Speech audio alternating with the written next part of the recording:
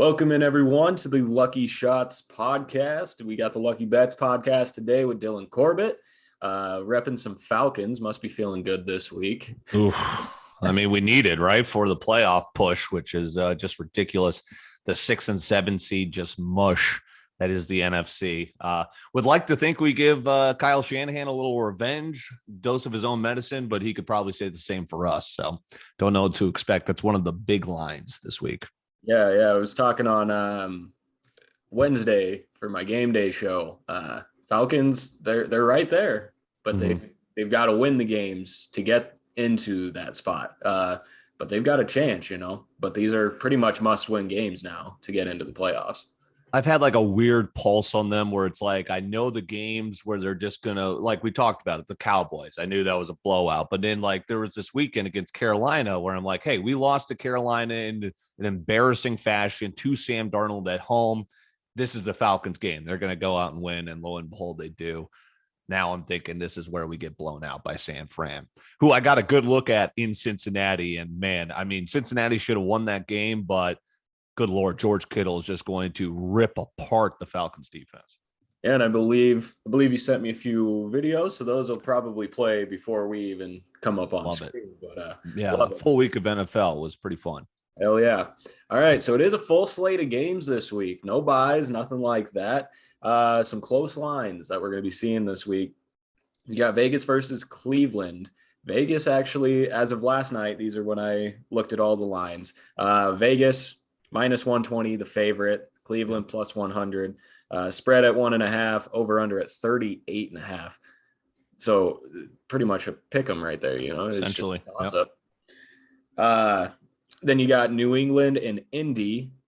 Indy actually the favorites minus 140, 120, plus 120 for the Patriots, and a spread of 2.5. Over under 45. That one kind of shocked me a little bit, but not really. The way that I'm feeling on the game, it made sense to me, I guess. But and then Cincy and Denver. Denver actually gets the nod as the favorite, minus 145. Cincy plus 125, 2.5 spread, and the over/under is 44.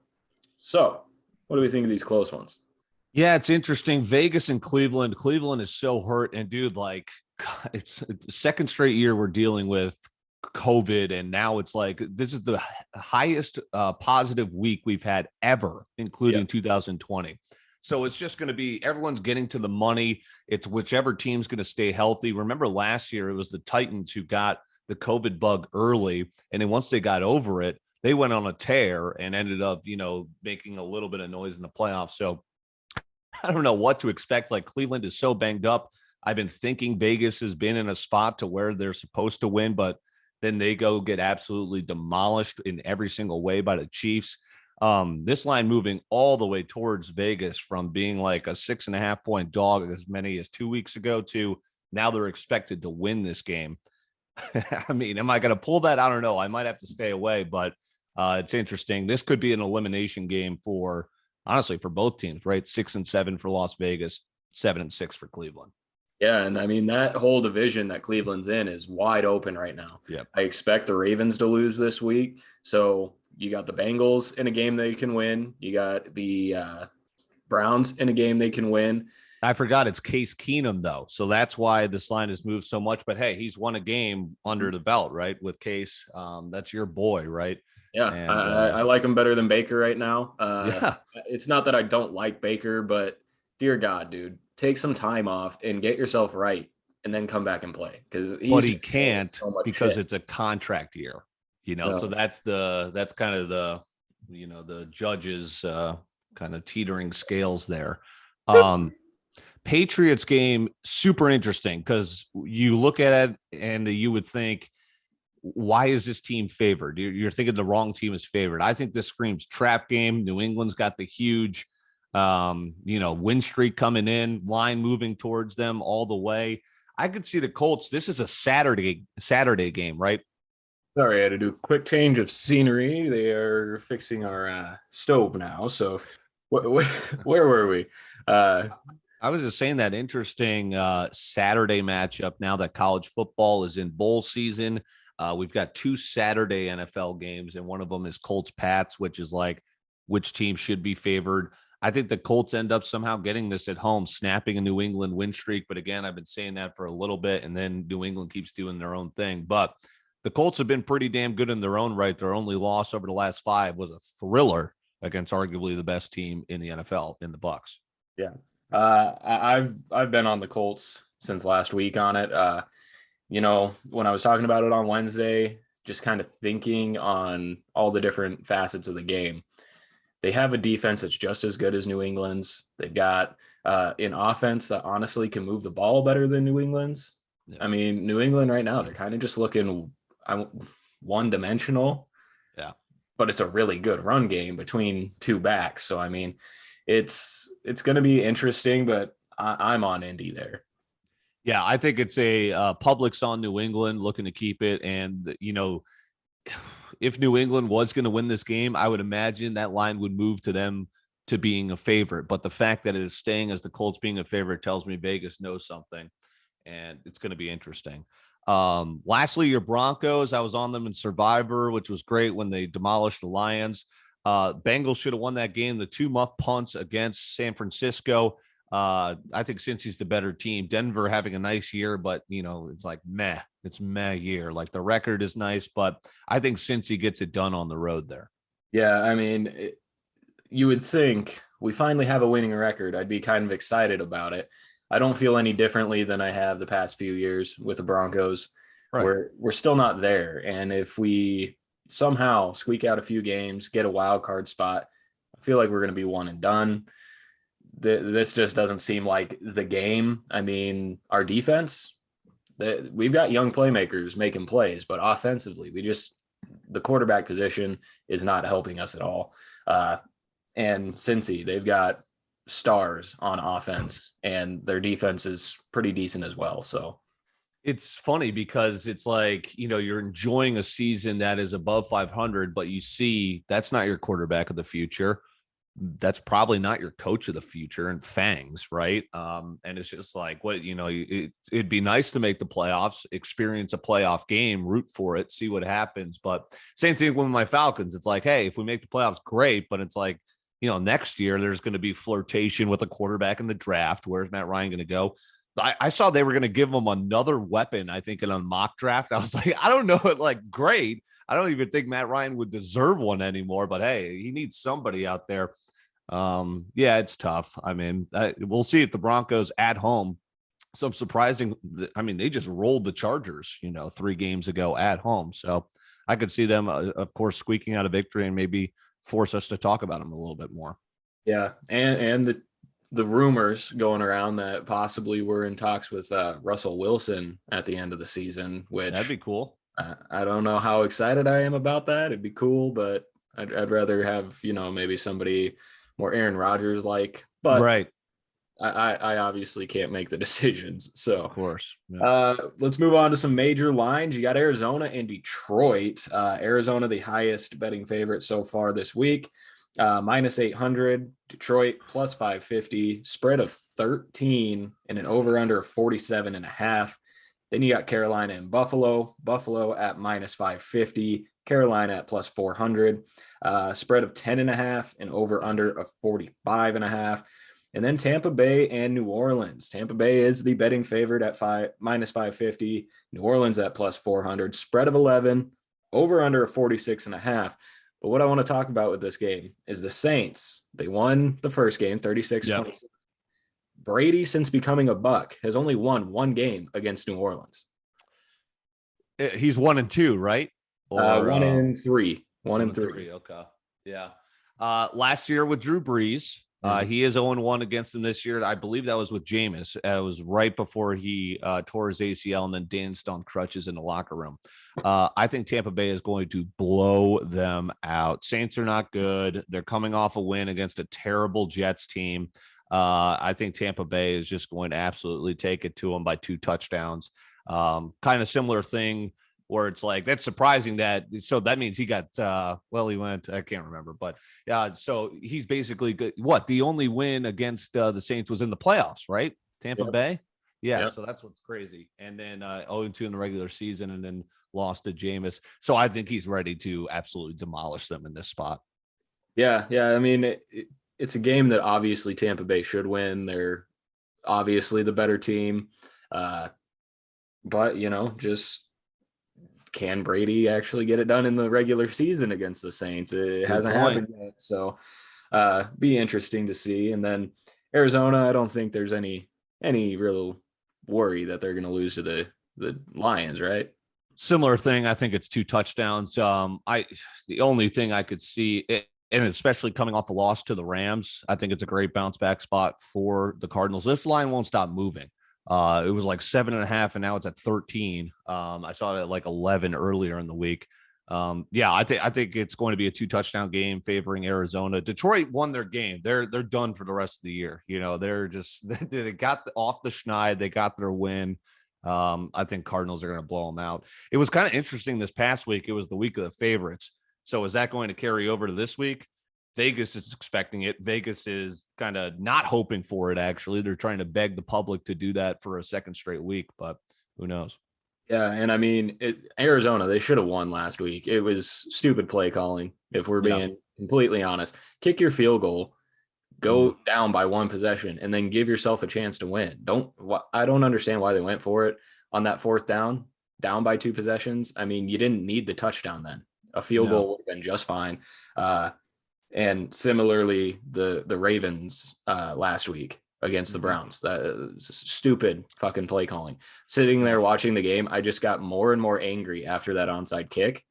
Didn't make any sense. Why are we throwing a deep ball on 1st down? You need 20 yards. Justin Tucker's got a leg. You need a field goal. You have 2 timeouts in 1:15.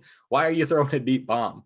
There was some beauties play calling, because then there was Nagy on 4th and inches saying, well, I probably should have went for that. Interesting. All right, and a couple upsets this week. I'm thinking with the Kansas City and Chargers game. Kansas City, they're the favorite, -160. Chargers are +140, 3-point spread, over under 52. Chargers already won the first meeting this year. Way back in September. And I mean, Herbert's playing really well. This is obviously a different Chiefs team than it was back clear in the beginning of the season, but the Chargers are playing well, and they're in a spot where if they win, they overtake the Chiefs for the lead. So it's a really big game. And, I just, for some reason, I like the Chargers in this one. Yeah. What's interesting is, so you mentioned it with the Chargers winning in September. My, very basic thing is, okay, I expect the Chiefs to get it back, but they are so like 75% of the tickets right now are on the Chiefs. Line has not moved, which means like there's some big money on the Chargers keeping that line the same. It went under by just a point or a couple points in that September matchup. I wonder if it's going to go over in this one. It's at 53. I would love a great primetime game. I'm actually not going to be able to watch it. I'll be broadcasting girls hockey, but following along, hopefully a lot of fantasy points. And then, a big playoff divisional implications. Fox is getting a good one tonight. It's going to be a fun one to watch. And I guess we'll see what happens, because that's tonight. This will go up on Friday. So, and then Washington and Philly. Philly is the betting favorite at -290. Washington +235. Spread of 7 and over under 44. I'm gonna stick with Washington. I thought they could get it done last week. Damn near did. I mean, the Cowboys did everything they could to give that game away, and Washington still fell short. I'm not really sold on Philly. I mean, what have they done this year besides beat up bad teams? It's been so. I mean, Washington coming off of their first loss in 5 weeks. I think they're still all right. Heineke, I didn't get to watch the game, but seeing some of the highlights, he wasn't in towards the end of the game. Did he get hurt or something? I can't remember. He made some throws and he made some bad throws. I can't remember if he did get hurt or not. But so he might be hurt, because I see this line even moving up to 9.5. And what is crazy is we were both looking at this game last week. I'm like, why is this line moving so far to the Cowboys? And they almost got it done, but the Cowboys still covered, So this line For like this line's moving 10 points right now towards the Eagles, who you and I are in agreement. I think both stink. Whether it's Gardner Minshew, whether it's Jalen Hurts, but I mean, Vegas had it right on the head last week. This is some line movement that is crazy. It's I can't ignore it. I lean Washington too, but I might just have to keep my paws off. Yeah. I mean, if there is no Heineke for whatever reason, Who's the backup? Right. yeah, I would have to then lean Philly, but I want to see Washington hold on to that last wild card spot. Last year they had a game where they damn near upset the Super Bowl champions eventually. Inches. So very close. So my picks for this week will be, we already kind of talked about the Washington one. I'll take Vegas and Cleveland. I'll just take the over there, sitting at 38.5. I mean, possibly these offenses score a few touchdowns, and 38.5, that's a very low over under for two teams. Oh yeah. I could see it going under just because both teams are not doing so hot, banged up, but I'll take the over there. I'm going to take Green Bay over Baltimore, take the money line and the over. Money line sitting at 240, over under at 43.5. And then the Rams over the Seahawks. I'll take that money line as well, minus 220. And I'll take the spread at, 9.5. I'll take that as well. Good stuff. Mentioned I love Tampa Bay. I'm on a minus 11. I also like the under in that game. I think it's going to be like a 30-10 kind of game. We'll see what, Taysom Hill can do against that defense. Buffalo, Carolina, the spread is a little high for me, even though I think Carolina is so bad. I like this to go under. I don't think Cam Newton, who I think is still going to be the starter, is going to do anything. Jets, Dolphins, I like an under. Giants, Cowboys. I think the Cowboys are going to get this done, minus 10.5. Joe Judge, I'm not a believer. I think that goes under as well, 44.5. And in Tennessee, Pittsburgh, I was at this Pittsburgh Vikings game, which went over. I like this to go under with a good defensive team and a kind of a bounce back under for the Steelers. Big Ben doesn't really do anything. And the Titans, I know it was the Jaguars, but a surprising shutout in the NFL is nothing to kind of gawk at. Yeah. And I mean, the only reason I think the Pittsburgh game went over was because they were playing the Vikings, and the Vikings have to make every game one possession this year. Oh, yeah. It has to come down to the final second. Give them some touchdowns here. Yeah. So I always can bet the over in that game because it'll just be. Good Lord. So let's get to some prop bets and then some budget DFS. Prop bets, Justin Herbert tonight. More or less than 300 passing yards. 3 of his last 4 games, he's had 300 or more. But against Kansas City back in week 3, he only had 281. So 300, more or less than that. Going over, I expect a shootout tonight. I think it's going to be Mahomes and Herbert in an absolute show.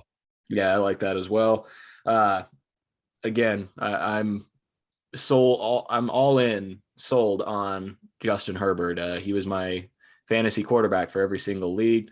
Did you see that freaking throw against the Giants this past weekend? It was one of the greatest throws I have seen. Like from his own 35, just launched it tutty. Yeah, he's a special player. He'll be fun to watch because this is only his second year, so be a lot of fun to watch him throughout his career. Speaking of my fantasy teams, made the playoffs in one league, 10-4, number 2 seed. Yeah. Other league, tied for last at 4-10. The real shit part of it was I scored the second most points out of the 12 teams in the league. How the hell do I score the second most points and still tie for last place? Well, it's because I just had the shittiest luck. Everybody had 200-point games against me. So right. Yes, that's the worst. Infuriating, but that's the way it goes. And if we just played whoever scores the most points, then where's the fun of it? You don't have weekly competition. Of course. So let's move on to Jonathan Taylor, more or less than 100 yards rushing and a touchdown this week. Pats defense too. I would like to think they shut him down, but you and I are both kind of thinking the Colts, and if they're going to win, they're going to need JT. Mm-hmm. I like him. I like him to have a big game. I'm sticking with the over there. Yeah, the touchdown 100% I'm on board with. The 100 yards is kind of scary to me just because, like you said, the Pats defense. Yeah. But Yeah, again, if the Colts are going to win, it's not going to be solely on Carson Wentz. So, And they're going to have to control game clock with the Patriots. It's going to be a chess match. They're going to be running as much as the Pats, I believe. yeah, so we'll have to go the over there as well. Justin Jefferson, probably one of my favorite players Oh, in the entire NFL, going up against Chicago, and Cooper Kupp, probably the fantasy MVP this year, yeah. going up against Seattle. Who has more fantasy points this week? Justin Jefferson gets a 2.5 point bump. Give me Cup, leading receiver by a couple hundred yards in the NFL. I actually think the Vikings are due for maybe an L in Chicago on Monday night. Those two still haven't played yet. Bitter divisional rivalry. Kirk Cousins always struggles at Soldier Field, which I believe is where it's at. Yeah, so I think Justin Jefferson, who I love as well, might get caught in a cold Monday night primetime game. Primetime Kirk, not happening. Yeah. I do love Jefferson. And what I love about him is just from the first snap of the game until the end of the game, he's being targeted. Mm-hmm. Love that. Uh, Fucking the Rams have been giving OBJ touches, which just irritates the shit Three out of me. straight tutties. I mean, give Cooper Kupp 15 to 20 targets a game. That's your bread and butter. I don't care. I mean, it's if you look at Cooper Kupp right now, he's reminding me a lot of Wes Welker, clear back when the Pats and Back in his prime, right? Welker, just throw him the ball. No one can Yep. fucking cover him. And that's what I think about Cooper Kupp right now. So we'll go with him as much as I love Jefferson. And I think, he'll end up having maybe 8-9 receptions and a touchdown at some point. I just think Cooper Kupp's going to get a stupid amount of touches. Yeah, against Seattle too. Like the Bears defense. I mean, the Bears, as bad as they are, their defense is at least decent, if not solid. Yeah. And then finishing off, we've got more or less than 20 fantasy points for Alvin Kamara. He had 16.5 against Tampa Bay in their first game, clear back in week 8. And he's had 20 points in 3 of his last 4 games. He did just come back off of injury last game and had a top 5 fantasy finish. So what are we thinking there? I'm going under because I think Tampa Bay is going to shut him down. You mentioned it. He had a good game against them in the win, but still didn't crack that 20 points. Yeah, kind of quietly coming back and giving us the fantasy expectations we got from him in an injury-riddled year. I just think it's all Bucks, and I think Kamara's going to get shut down. And they're going to rely on Hill to kind of have to throw if they have to stay in this game. Right. I'm going to go ahead and I'll be risky here. I'll take the over. He's going to have to possibly get involved in the passing game, actually be Alvin Kamara. Mm-hmm. Something we haven't really seen from him all year. He hasn't really gotten that overload of targets in the passing game like recent years. I think that if New Orleans even wants to have a chance, he's most of the offense. They're going to have to go to him through the air. They're going to have to give it to him on the ground. I think this turns into an Alvin Kamara show because it's going to have to. What else do they have offensively? Wide receivers, no one to write home about. Taysom Hill as the quarterback. He's going to have to do a lot of checkdowns. I'll take Kamara going over 20 fantasy points this week. Like it. And then budget DFS.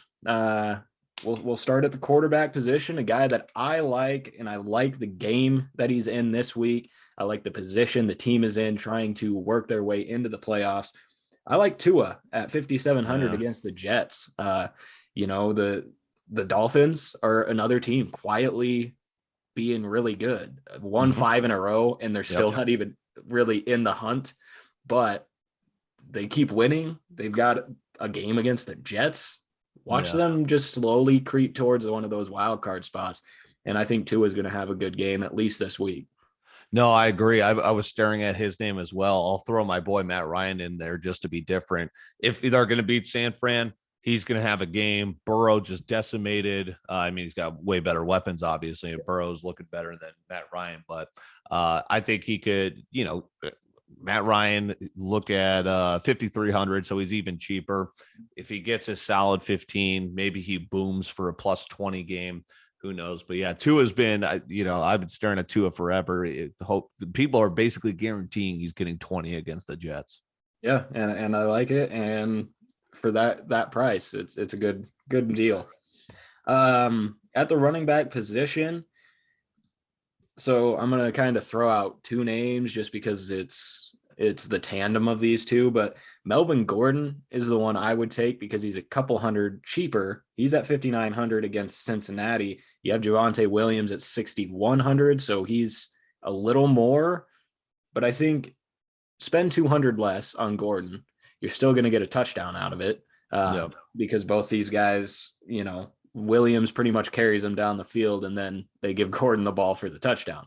So I think if you spend 200 less, you're still going to get a touchdown. It's still going to be a decent game for Gordon. I said James Robinson last week. Maybe I say him again now that Urban's gone, but he had like 4 carries for 6 yards or something. It was garbage.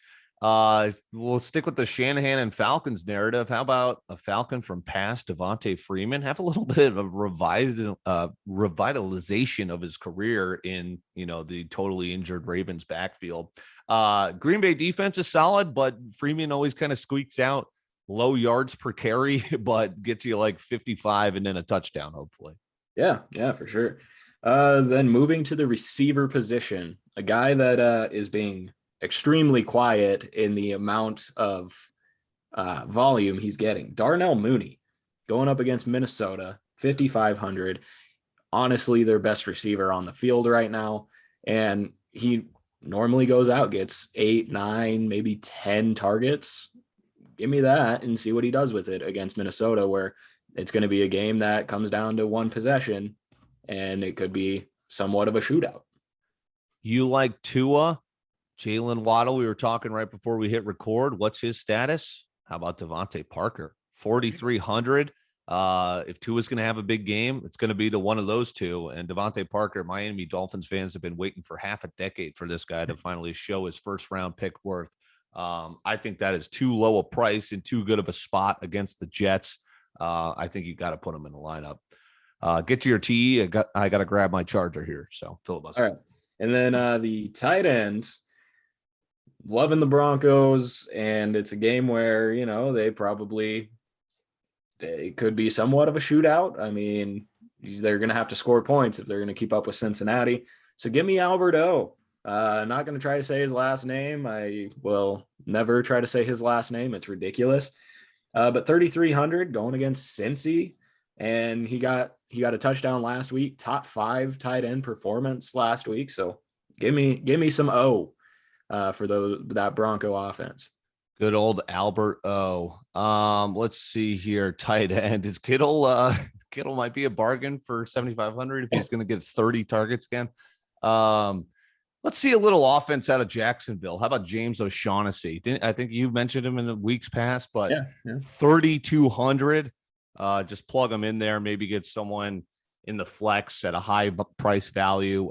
See if O'Shaughnessy can get the first touchdown in 2 weeks for Jacksonville, maybe even longer.